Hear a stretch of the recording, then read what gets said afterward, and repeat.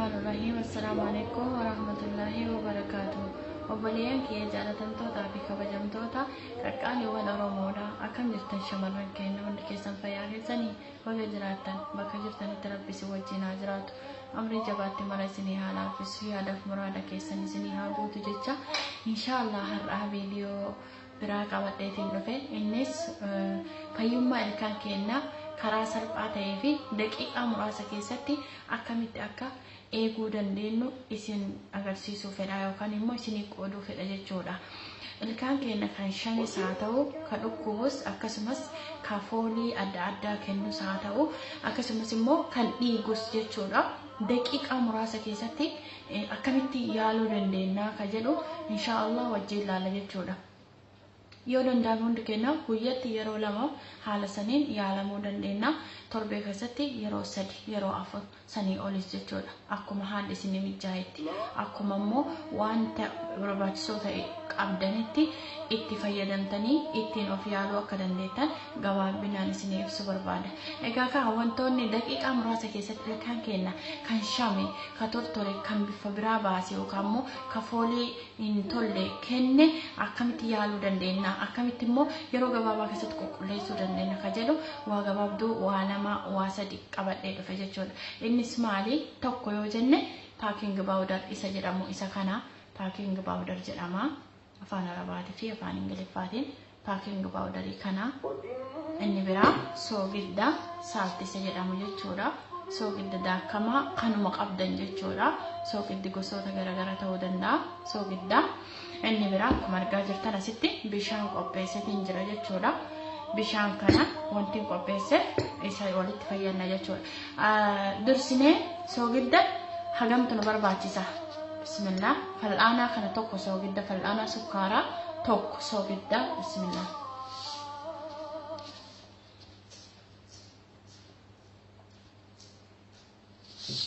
Soogidda fal'aanaa sukkaaraa tokko.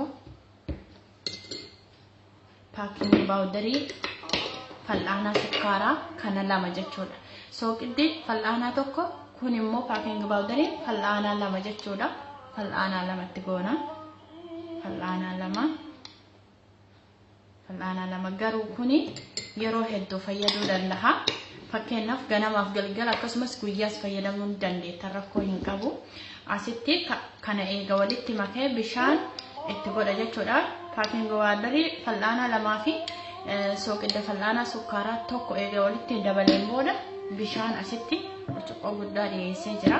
Bishaan qorraa burcuqqoo tokko. Burcuqqoo kana tokko bishaan qorraa. Bismillah.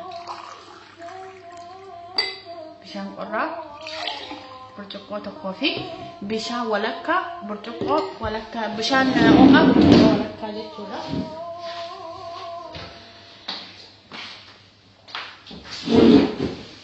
Kuni bishaan ho'aadha akkuma argaa jirtan. Bismillah. Walakkaa burcuqqooti. Walakkaa burcuqqoo bishaan ho'aa asitti dabala jechuudha. Bishaan walakkaa burcuqqoo yoo ho'aa dabalu bishaan burcuqqoo tokko immoo qorraa itti naqee kana booda isa asitti wal makee kana soogidda burcuqqoo fal'aanaa tokkootii fi paaking powderii fal'aanaa lamaa kana asitti dabala jechuudha. Bismillah. Asitti naqeetiin jira kunoo arguu jirtanii.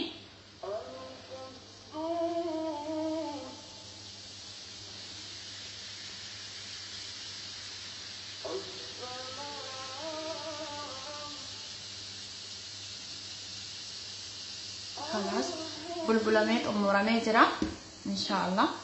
Akkanatti eega waliin mayneen boodatti amma fakkeenyaaf waan guyyaa tokko qopheeffannee jira jechuudha. Bishaan kan akkanatti eega walitti maytanii qopheessitaniin boodatti qicattanii hanga yeroo tokko fayyadu. Fakkeenyaaf anamma asitti waan yeroo tokko na fayyadu. Bismillah. Kun amma yeroo tokko na fayyada.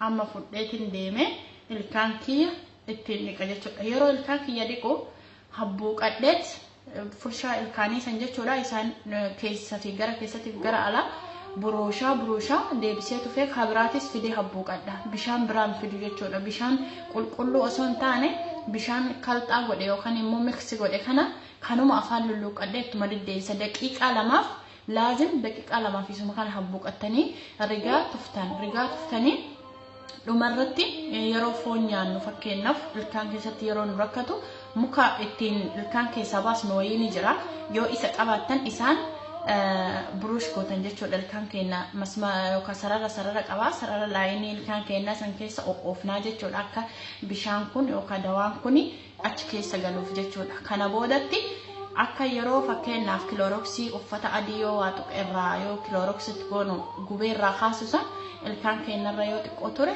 gubeen wanta qoontinni ta'esan wanta dartii ta'esan irraa baasa jechuudha dhiifama wanta xuraawaa ta'esan irraa baasa kanaaf hundi keenya haala kanaan fayyadamuu ni dandeenya jechuudha. Bishaan kanaa olis burcuqqoo tokko ta'uu hin danda'a rakkoon qabu yeroo 5-6 daqiiqaa lamaaf afaan keessa lulluuqachaa ittiin riidan jechuudha buruushiidhaan daqiiqaa lama kana boodatti natiijaa isaa guyyaa 2 guyyaa 3 arguu dandeettan haala salphaa ta'een ilkaan keessa qulqulleeffattanii jechuudha barakallahu fiikum wajazaakumullahu khairan hanga viidiyoo biraatti walitti deebinutti nagayaan naaf jiraadha oromootii isin jaaladha isin kabaja rabbiin anaa walitti isinaa jaalatu jecha yuutuubii kiyya sabskiraayib gochaa akkasumas warroota oromoo